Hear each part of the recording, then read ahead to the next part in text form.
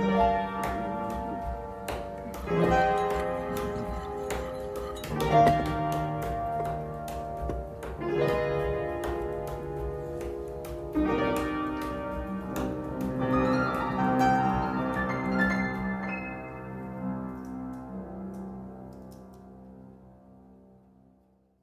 dan Puan-Puan, welcome to Stratford to Subang, a series on Shakespeare, Malaysian drama, and Malaysian Shakespeares.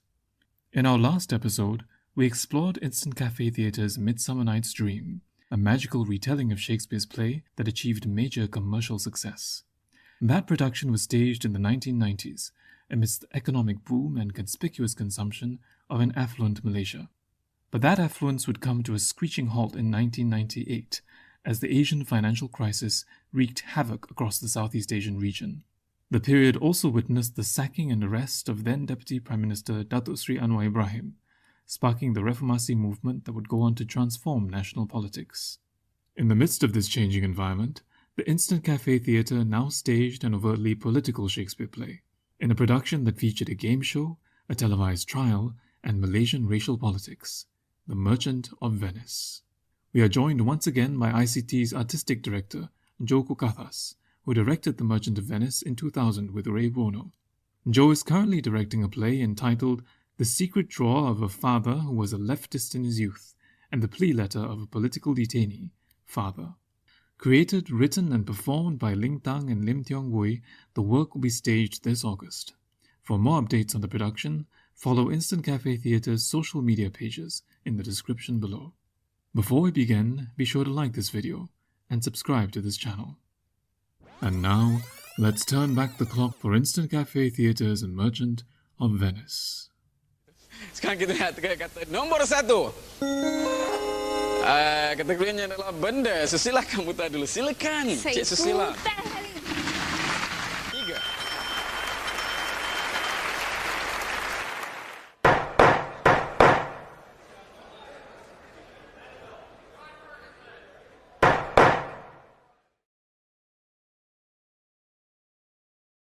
Jo Kukathas, thank you for being here. Thank you for inviting me. So, moving forward, you have this very successful production of Midsummer Night's Dream. You continue to perform your political satire and things with Instant Cafe Theatre. Malaysia's in this period of stability and, economic decadence. And then Reformasi happens. You have the crash, you have Reformasi. And your theatre company becomes, almost overnight, becomes a kind of dissident group. You had a pretty comfortable relationship with government and corporations before that, but after that, you do become very overtly associated with opposition politics.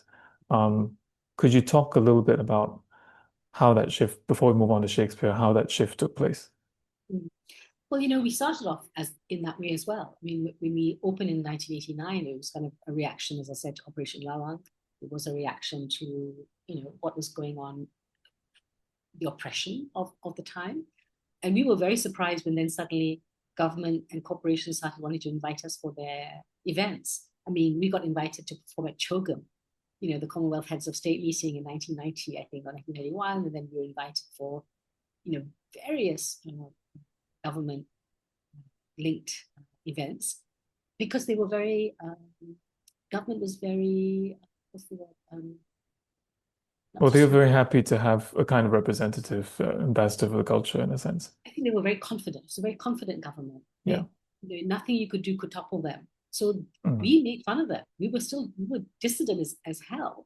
Right? we made fun of them constantly, but they enjoyed it. In fact, we used to joke that we should put Ling Leong Sik on our payroll because he would act, if he was invited for an event, he'd say, "I'll come if Instant Cafes perform." Right? So a lot of the times the organizers would say, "Oh yeah, Ling Leong Sik is our guest of honor. He wants you to perform. So are you free?" We're like, "Yeah."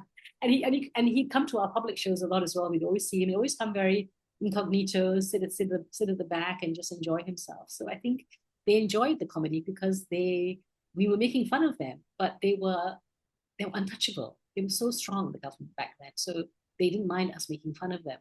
I think what happened later is as they began to lose power, what we were saying became less favorable to them. It wasn't that we suddenly became dissident. I remember there were many times we got into trouble. We'd be, hired to do something. I remember we got hired to do something where we performed in Langkawi. It was a trade ministers and finance ministers meeting. Anwar was a guest of honor. And the room was full of these trade ministers and finance ministers from all over the world. And he was sitting at the main table, laughing his head off, but also burying his face in his hands at some of the things that we were saying. And after the show was over, we got pulled aside by the protocol officers who said, "How dare you do that? How dare you say those things? You shouldn't be talking about saying these sorts of things. It's wrong." And then as they were berating us, the doors opened and all these delegates came out and they all came to us and said, amazing, we love that. We didn't know Malaysia had such freedom of expression. These protocol officers, and we said, you see, we help you with your propaganda. We're just getting this information. And it's always been something we've had to live with. That you get a bit co-opted by the state, but the more they always say, that's why you must bite the hand that feeds you. Otherwise, there's I can't remember who wrote it, but unless you bite the hand from which you're fed, it will pat you on the head. So I think we've always lived by that principle. And at some point, the hand that we bit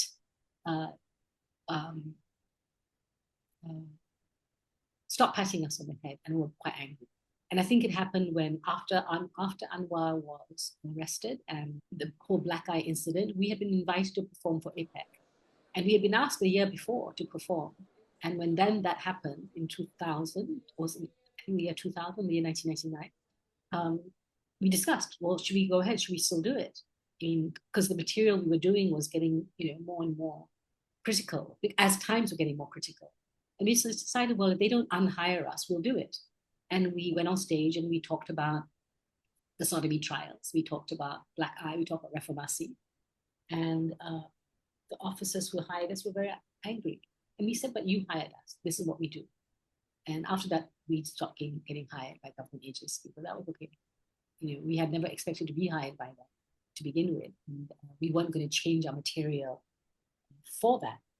We always did the material we wanted to do. Just that later, they didn't like it because they were being knocked off their perch. Right? But I remember being called in by the Home Minister on one occasion and the Home Ministry, and they were like, we really love what you do. You're very funny, but people will take advantage of you. The opposition will use you to, so why must you say things like this? This is just opposition propaganda. So we sat there and we listened to everything they had to say, but we weren't going to change it.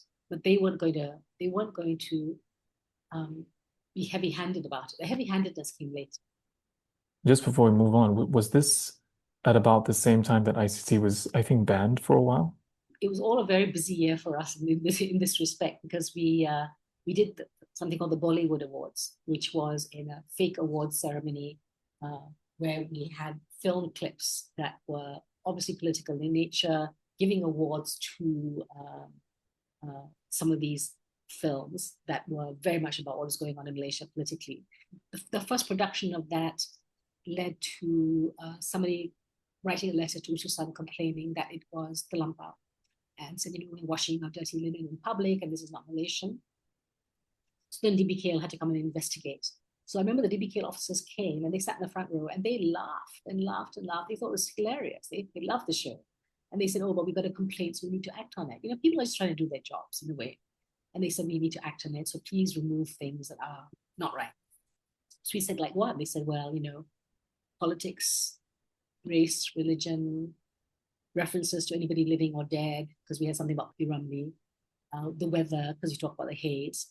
But then we said, well, can you tell us exactly? They said, no, we leave it to your discretion. It's up to you. You know what's wrong. You decide what's wrong. So we talked to our lawyer friends who were, human rights lawyers, and asked them, is there anything that we're doing that's a problem? And they said, there's nothing there that's libelous. So there's nothing that's wrong. So we decided then collectively that we wouldn't change anything. And it's because we didn't change anything and they came back to watch the show that's when we got into trouble, and they banned us, meaning they said that we'd no longer be given permits to perform again. This led to quite a public, discussion, confrontation. And then the mayor's office said they never banned this. Oh, that was all a complete misunderstanding. We don't know where that came from. Even though we have, it's on the front page of the newspaper. Our poor producer sitting there signing a document being presented to her by a officer from DBKL, and they said, no, it's a misunderstanding. Well, okay. It kind of helps to explain why you went for Merchant of Venice, because A Midsummer Night's Dream, you talked about the political dimension to it, but A Merchant of Venice is very overtly political in terms of both the play itself as well as the presentation. I'm just wondering, before we start talking about it proper, you staged it in 2000, but you conceived the idea in 1999. Did the fact that there were trials going on have any influence upon that? Yes, definitely. I mean, but actually, we kind of came together more in 1999, but it was a play which I've been carrying around for a while because of the whole idea of what is it to be human, and when somebody says to you, you're less than human. So it was Shylock's speech about, hath not a Jew hands, feet, organs, dimensions, and also the word Jew in Malaysia was like, oh, such an evil word always, there's always the othering of people. So I wanted to do a play where we're looking at what it is to other people, and what are the consequences of that. Then when the Anwar trial started, then it became even more imperative to also look at the idea of justice. Well, what is justice? What is compassion? What is revenge? How do you as a society decide what is just? And in a way where Portia, of course, is the heroine in some ways, but at the same time, she is upholding a status quo. Yeah. Just wanted to show some of that complexity in a way as well, that to understand why Shylock wanted his pound of flesh, not say he's right in wanting his pound of flesh, but also understanding why he had that desire for revenge. And I know this play is a very contested play, and some people have seen it as being, Shakespeare being racist, but I think for me, it's Shakespeare to present a Jewish character in that way, with that degree of sympathy, even though people would laugh at him, and they did, still tries to show his humanity in some way. And that for me is already quite a big thing. Yes, and we'll get to that. But what is very clear, and in what we're going to discuss, is that with the Midsummer Night's Dream, yes, you actually had a lot of innovation that was taking place. At the same time, in the program itself, you talk about not trying to ferret out meanings. That, I'm paraphrasing, but you said, like, you essentially say, I don't believe in changing things too much. You need to let Shakespeare speak as it is. It's in the blurb. But when you came to Merchant of Venice, you really went all out to very explicitly reinterpret things in a very overt way. Yeah. What led to that shift in your approach to the text? Maybe when I was younger and less sure of myself, I would say things like, let it speak for itself. Now as you get older, I remember like doing a workshop once with this French director, Philippe Gollier, and one of the things he used to say is people say, be faithful to Shakespeare, be faithful to Hamlet. But I say, tell Hamlet, poor Hamlet, you're trapped inside this book. Let me free you, right?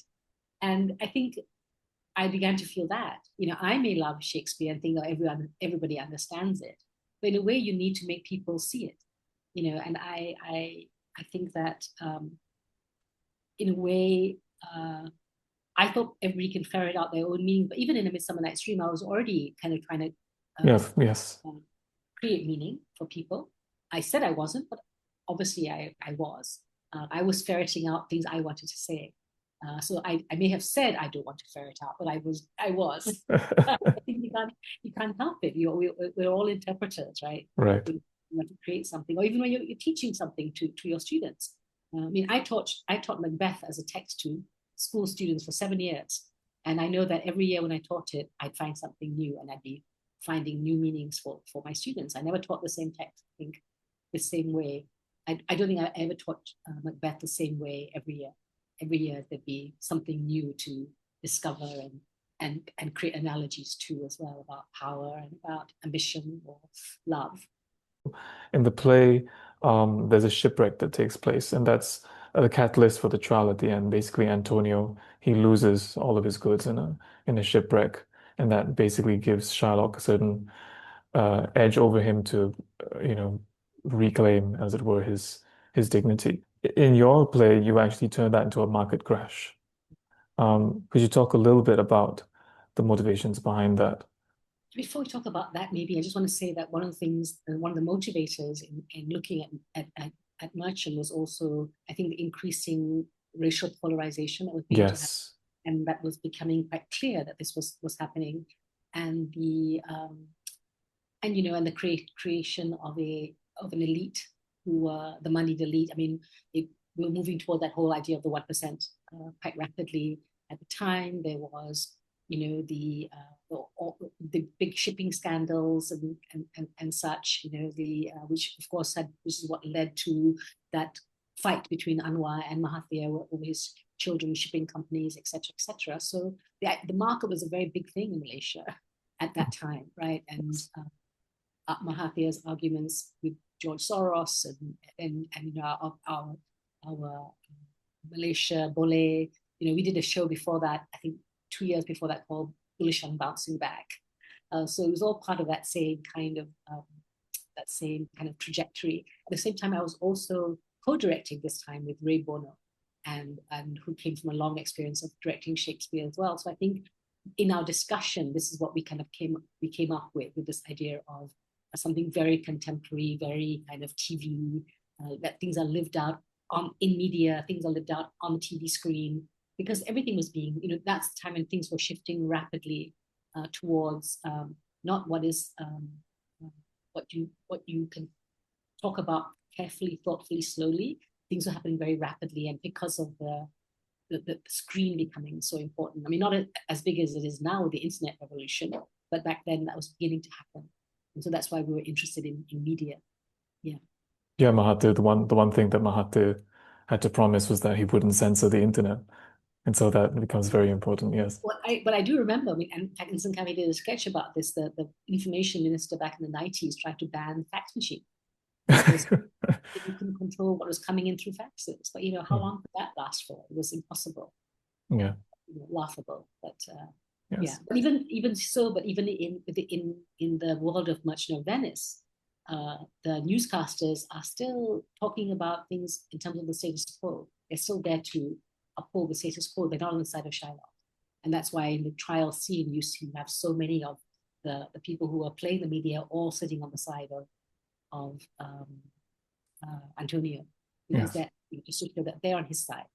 Yes, you mentioned the racial politics. That is really front and center in this production.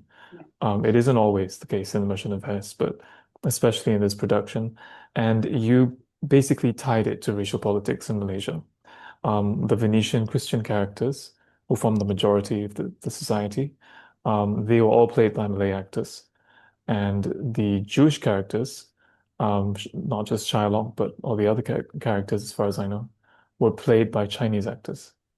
Could you talk a little bit about the thought process behind that decision, and if it got you into, I mean, you're already getting into trouble at that point, whether there was any pushback, especially since this was, you conceived it 30 years after the NEP, 1999. So it was, there was a very deliberate kind of statement being made.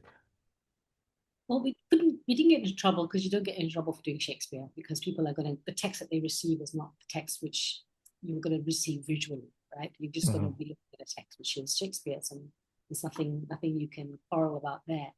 But the world was a bit more complex than that, because what we were also trying to show was all the young people in the play, they were all mixed races.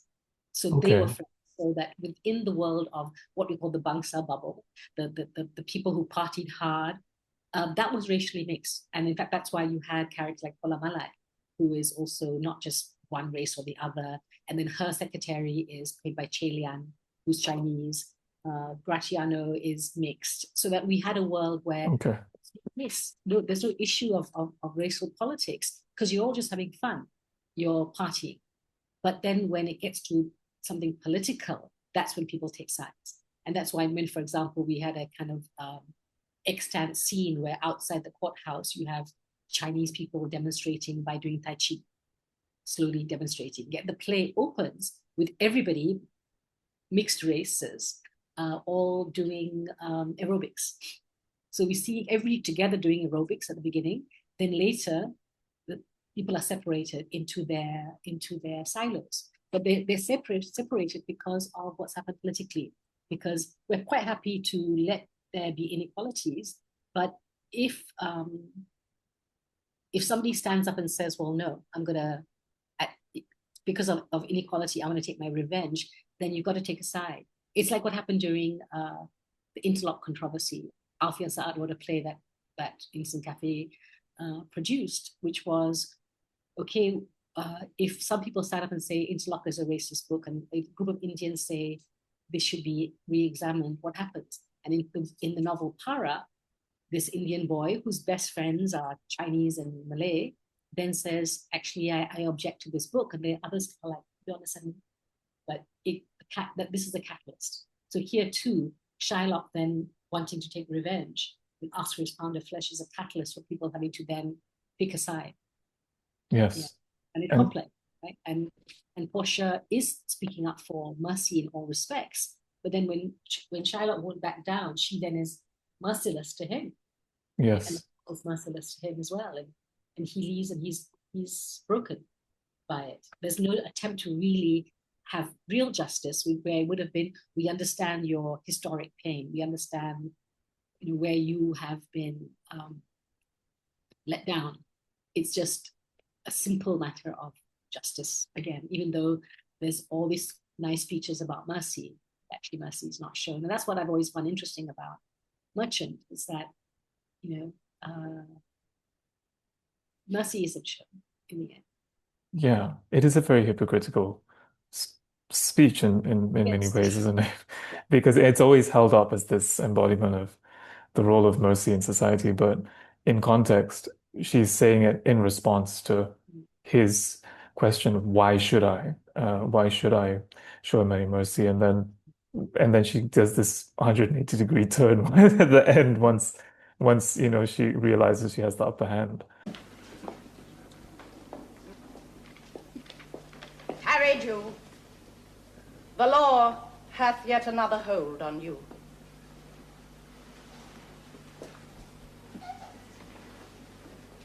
It is enacted in the laws of Venice, if it be proved against an alien, that by direct or indirect attempt he seek the life of any citizen, the party against the which he doth contrive shall seize one half his goods. The other half comes to the privy coffer of the state, and the offender's life lies in the mercy of the Duke only, 'gainst all other voice. In which predicament I say thou standst, for it appears by manifest proceeding that indirectly and directly too thou hast contrived against the very life of the defendant, and thou hast incurred the danger formerly by me rehearsed. Down therefore, and beg mercy of the Duke. Beg that thou mayst have leave to hang thyself, and yet thy wealth being forfeit to the state, thou hast not left the value of a cord. Therefore thou must be hanged at the state's charge. The trial scene is really the climax of this play. Yeah. And it's a difficult scene because on the one hand, it really is it's a quite, you could say it's a very racist image, because it's of this Jewish character, minority character, there with a knife ready to basically essentially murder another character, and exact revenge. On the other hand, it's a scene that has to give you sympathy for that character, and there's always this question of how to end the scene. Could you talk a little bit about how you staged the trial scene? I remember I was working with the lighting designer and the lighting operator till dawn on that lighting for the play, because we were trying to figure out a way to light the show in such a way that we would see this movement from, a hedonistic, open, tolerant society to one which then became black and white. And in the end, we created a grid of squares on the stage, which then could move very rapidly to create this vibrancy. But then when it came to the trial scene, the lighting designer used a lot of smoke, but all the grids became black and white, and all the lighting became black and white.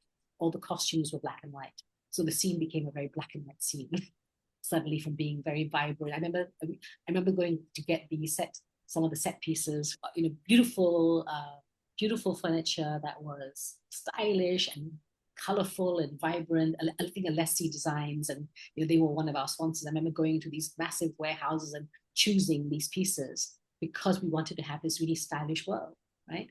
Because it was this world that was beyond politics. It was just about beauty and style and joy with each other. But then when it got to the trial scene, suddenly people wore their songkoks, people wore their samfus, everybody settled into these racial identities. And the judge is, in his robes, and Portia's in her robes. Shylock is in his black suit. And suddenly the whole thing just quietened down. And I think that was how to deal with the idea of the trial, that it's a kind of a shift into another kind of reality, right? A stark reality underneath that hedonistic surface. Yes. And you see this happening a lot. I mean, I was watching this video the other day at this, there's obviously something being created for content, and this a British woman sort of put up this video saying, I want to say I'm staying in Malaysia, but I don't know which is the best place to live. And so she gives rankings to different neighborhoods, right? But the reactions to her rankings are so racist. I'm like, she's just a woman from some other country wants to live here, but everyone's telling her to go home, go back to your own country. And I was like, why are we so quick to do things like this? And that was Alfie Art's question as well in Para. How come we so quickly make everything racialize everything? So this is something which is very troubling for me. We can all get on really well, and then something political will happen and become a racial issue, like this whole thing that's happening at the moment with the flag. Because you have an Akmal who will turn it into a racial issue, and then it becomes a racial issue. Yes, exactly. Talking about racial issues, the portrayal of Shylock. So we have Patrick Teo when we cast as Shylock, and at least based on what I've read, he modified his accent quite significantly over the course of the play. He'd adopt different accents. He'd use a heavy, thick Chinese rural accent at certain points. He'd use another accent at other points. Could you talk a little bit about, and based on his interviews, before I move on, based on his interviews, he's talked about how he looked at Shylock as a second-class citizen, trying to get his rights. However we may agree or disagree with his methods, that's basically what he's trying to do. Could you talk a little bit about, first of all, why you cast Patrick Teo, and how the two of you worked together to create this uniquely Malaysian interpretation of the character? Well, I cast Patrick, of course, because he's a wonderful actor, but also that he feels deeply about a character like Shylock. He's somebody who feels loves his country, but is prepared to be critical about it. We've got into a lot of trouble over the years for things he said on radio. But also because, Patrick has the voice he has because as a child he had polio. And so he spent a lot of time lying in bed and listening to the BBC, which is where then he picked up this beautiful plummy accent. But at the same time, that's just one of his many accents. And we talked a lot about how, as Malaysians, we code switch. We talk in one way, but then we talk to somebody else, it can go this way or not. Turn right. We just do it. We're not trying to imitate. We just adapt. This is the TV3 News. I'm Patrick Teo. And I'm John Benedict. The Election Commission is all set to face the general election. An Election Commission spokesman said that although the election machinery was not fully mobilized, it could be stepped up the moment the date was fixed. Why in your spa, all the bloody Chinese girl got the Masale name on? Chinese name no good? No, Mr. Chan, we are international company. International company. Yes, sir, Mr. Sometimes people think we're being racist. We're not. We're just using a language which is going to be understood by everybody. Otherwise, why speak in a way that somebody else is not going to understand, right? And if you shift your rhythm, you shift a power dynamic. It's not about putting on an accent so much. It's about shifting your rhythm. So Shylock never changed his words, but he changed his emphases, changed his rhythms. He made vowels thicker in some cases. But who was his real self is the self he talks to when he's talking with his daughter. That's when we hear his own real voice. When he talks to Antonio, he switches quite a few times because he starts off one way, then when Antonio changes towards him, he then pretends to be a buffoon and he changes his voice, right? But in the courthouse, he speaks with his own voice as well, because he's there to speak his truth. He wants people to see who he really is, not who he's play acting to be, to get something or to hide who he is. But to, for example, Lorenzo, his serving man who wants to be his serving man, he changes his voice again, because he is trying to communicate with him. So one of the key sequences for Shylock in that trial scene is that at the very end there's this post-conversion, and his exit is always, it's done in different ways. Each actor has to find their own way of leaving the stage. Some sort of walk out and with their head held high. Others are kind of walking in shame. The other characters are spitting at him and things like that. How did you manage that? Well, with Patrick, of course, what's different about Patrick is that he has a very pronounced limp. Oh, right. So if he walks out and we watch him walk, but he's walking with the limp that he's always had. But I think now the audience are watching him differently. Mm-hmm. And one of the things that we did with this production is that we did it, was it around or traverse? Now I can't remember. But it was something where the audience could see each other. And that was very important as well. And that the actors also in the trial scene will use the audience as being the jury in some ways as well. And so Patrick has to pass a lot of them. It's a long way for him to walk. And we just let it be quiet while that happened. And then everything shifted. The other thing I wanted to talk about was the use of media. You touched on the use of media earlier. Could you talk a little bit about how some of those updates were made? Because Portia goes from being this wealthy heiress in the play to being a, quote, glamorous media darling. And I think she has a game show, if I remember correctly. And Celerio and Soliano, who are two sort of minor characters, become news anchors. And you did mention also and the other thing I was thinking about was that the Anwar trial was probably I think the first time that a Malaysian trial had been so heavily televised. That both locally and I mean internationally, because Anwar had a hold on the international press. Could you talk a little bit about this use of media and how you went about adding those elements? Well, it was actually Ray's idea to have the idea of Portia being this media darling and having a game show as a way to uncover the caskets, which I thought was brilliant, because otherwise, the idea of her being somebody in an ivory tower didn't really make sense, because the world we knew we wanted to create was a political world. So she's not somebody who is separate from that. So one way to do it, and of course, Paula was at the time media darling herself. She was, can't remember the name of the various shows she was on, but she was host of many shows. Hey, I'm Paula Mala Ali, and guys, I think what you're doing through the Dance Effect is amazing. It is so wonderful to see young women standing up for others, less fortunate women around the world, and at the same time making a difference to the lives of others at home too. And that's why we started off with this idea of aerobics. And the entire cast were on stage doing aerobics as soon as the lights went up, and the idea of this, as I said, a hedonistic world. That was the idea. Everything was flashy. Everything was and global. That was also another very important part of it. That in that kind of global context, that Malaysians' multiculturalism is beautiful. It's wonderful, because we are able to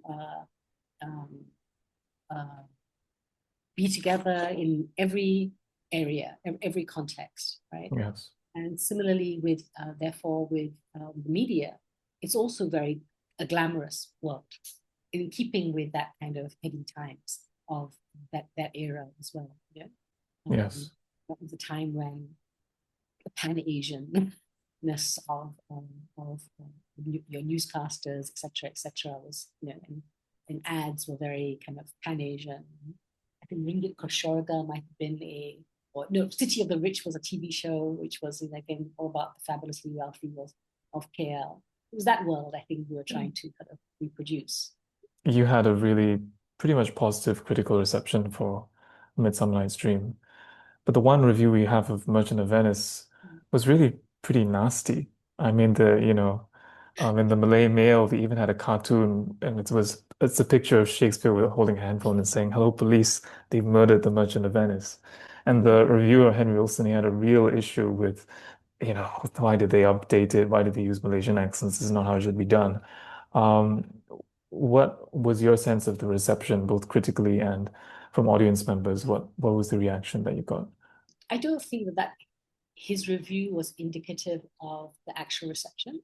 Okay.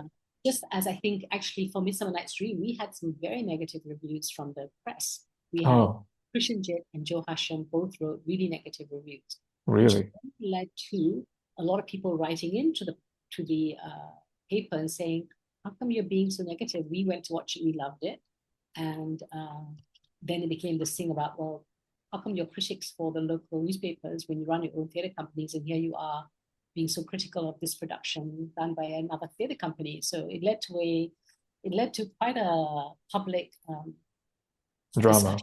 Yes, drama for sure. And actually, but it also led to Lloyd Fernando then saying, "Let's have a theatre forum where we talk about these issues." And so had a good and very positive outcome in this respect. But they were very, very critical. I mean, to the point that I think Christian in his review said the only good thing about the production of Midsummer Night's Dream was the use of the tree, because the stage design had been done where the tree that's already in the space was made central. And we wrapped the stage around the tree. And he said that was the best thing, was a tree. And then this humorist, Jay Sankaran, wrote a very funny piece in the New Straits Times. He had a humor column on Sundays. And he said he went to see it because his wife dragged him, and he's not a Shakespeare fan, but lo and behold, he really liked it. He said the critics didn't seem to like it, except for the tree. And he said personally he thought the tree was a bit wooden. Right. So it was, I mean, I respect the critic. I think we need critics. We need to have people having opinions of things and trying to understand them. But critics aren't necessarily always going to tell you the opinion of the audience. Yes.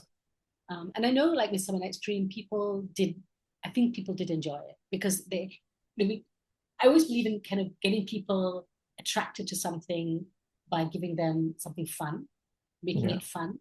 And, it's the same thing we say about comedy, when I think that's where the thing about swallowing that you mentioned earlier came from. I think it's Baudelaire who said, when people are opening their mouths to laugh, then the truth can slip in. Right. It's the same thing. So that's why I know with Merchant, it's like aerobics, game show, media. So then when you then turn the tables on them and say, but this is happening, they're already laughing, they're already enjoying themselves, they are more receptive to them slightly darker things. But you can't bring the darkness in at the very top, otherwise people are very, very put off. But also, we were trying to constantly say there's more things than just the political comedy. I mean, we had a big audience who loved the political comedy. And so every time we thought, okay, now's the time to experiment with our audience, we would then throw something at them like Shakespeare. And they would come. They would come because they loved our comedy. And I remember actually doing Merchant, during intermission, this elderly couple came up to me and they said, "We love Instant Cafe. So good, so good. We'll go anywhere to watch you. But one act is enough of Shakespeare." I really liked it, but thank you, enough. We're going home. But they stopped to say that. I mean, to say they really liked it, but Shakespeare wasn't for them. Mm-hmm. But I think, it's funny, that review, I didn't read it till many, I didn't even know it existed. Years later, somebody sent it to me because they were asking me a question about Instant Cafe's early work. And then I read it and I was very surprised because I know Wilson. And I think I knew him maybe after this better.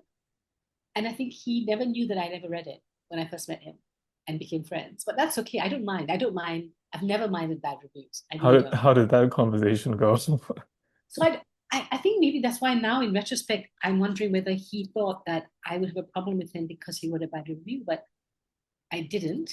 Yes. One, I didn't never read it, but two, also I don't hold it against people. Sure. Like I feel that reviews must be written. I mean, I do things which are critical of the government. I can't then say if they don't like it, how dare you not like it?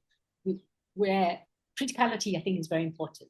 We don't always have to agree with the critic, and whether it's a critic of society, the critic of government, the critic of artists, but we must have criticism. I love it, in fact. And I, when you sent when you sent that section yesterday, I was so amused when I read that. I thought, oh, I'd forgotten about this. Yeah. So you're talking a little bit about the idea of comedy letting people, in a sense, comedy lets people's defenses down for a while, because there's a certain surety with it, and that allows certain political meanings to come through. And more and more I've thought about the fact that really the Shakespeare's comedies are in some senses more overtly political than his tragedies. Yes. Because there is a certain resolution, people feel comfortable with that.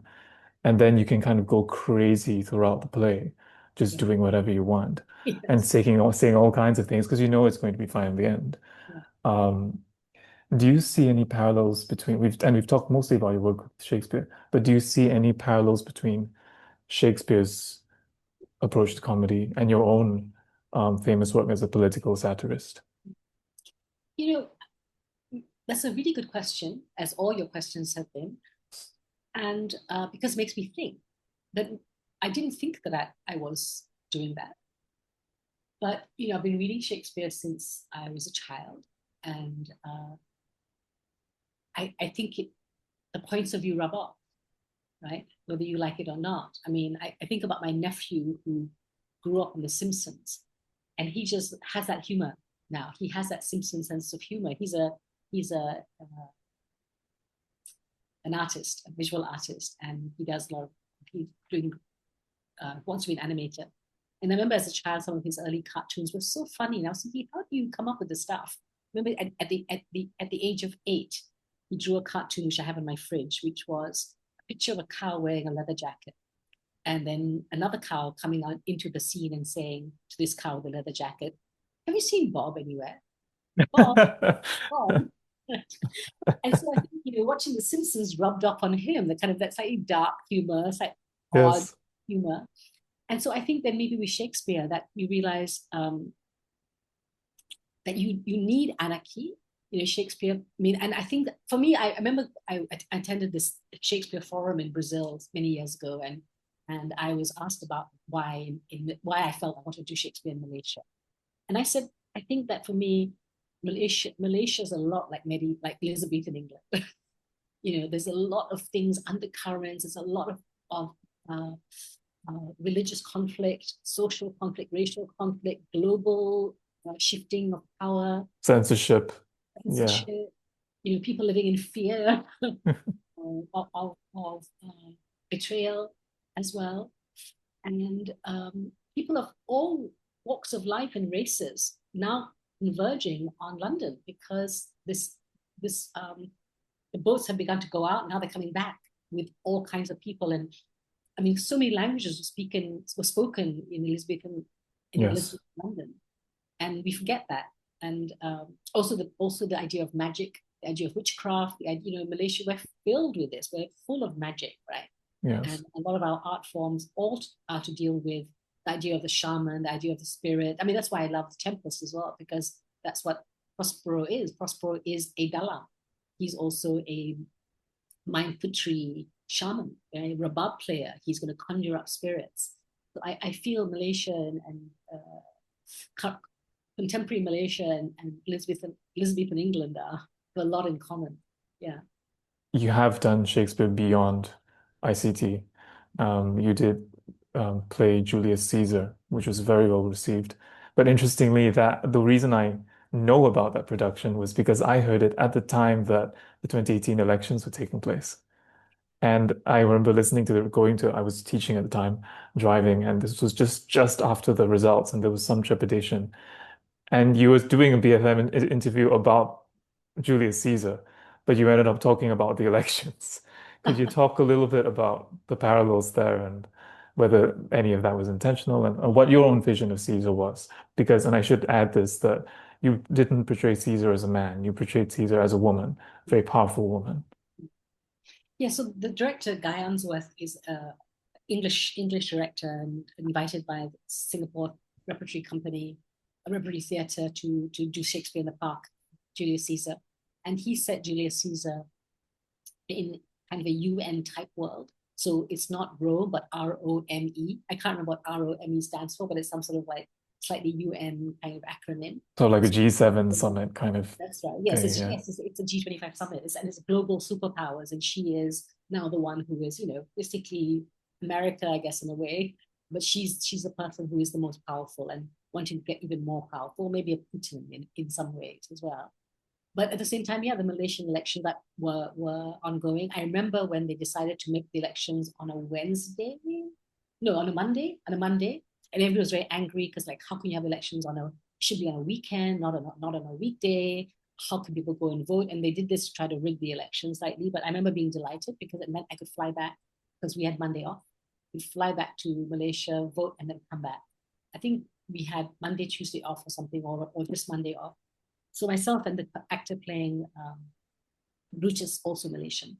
So both of us flew back, got our fingers inked, and flew home. And of course, here we are doing this deeply political play about idealism, about power, and I get killed off before intermission.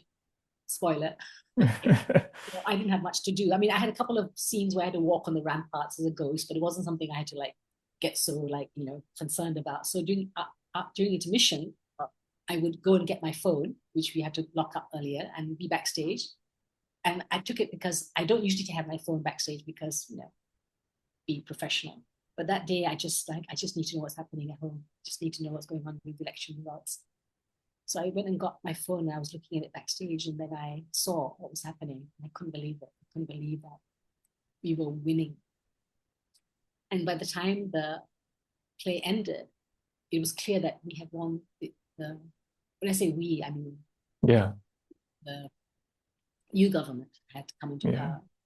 And I went on stage to the curtain call, and I was just trembling. And I took my curtain call. I stood next to Ghaffar Akbar, which is my usual spot for the curtain call. We all hold hands and we bend to bow. And I just squeezed his hand meaningfully. And he said later he was so nervous because he wasn't sure the squeezing of the hand meant, I'm so sorry. Like, what? Look what happened. But we couldn't wait to get off stage. And he just turned to me and said, what happened? And I said, and I don't think we burst into tears, but we were just so emotional. And then that night, some various Malaysian friends had come to watch the play as well. And so then all we could talk about as soon as the play was over was about what had just happened in Malaysia. Yeah, yes. It was a very emotional night. And I think because it was emotional, because we were doing such a politically charged play. It's now been 36 years since you first appeared in Romeo and Juliet, which you also revisited in Singapore, actually. And I'm wondering how your own understanding of Shakespeare has evolved since then. If you could give any advice to that young actress starting out, that young cast of people, how has your own perspective shifted? Advice. I'm so not good at giving advice in this way. It doesn't have to be advice, but just how has your perspective changed? I think I would say be as playful as you can be. Mm-hmm.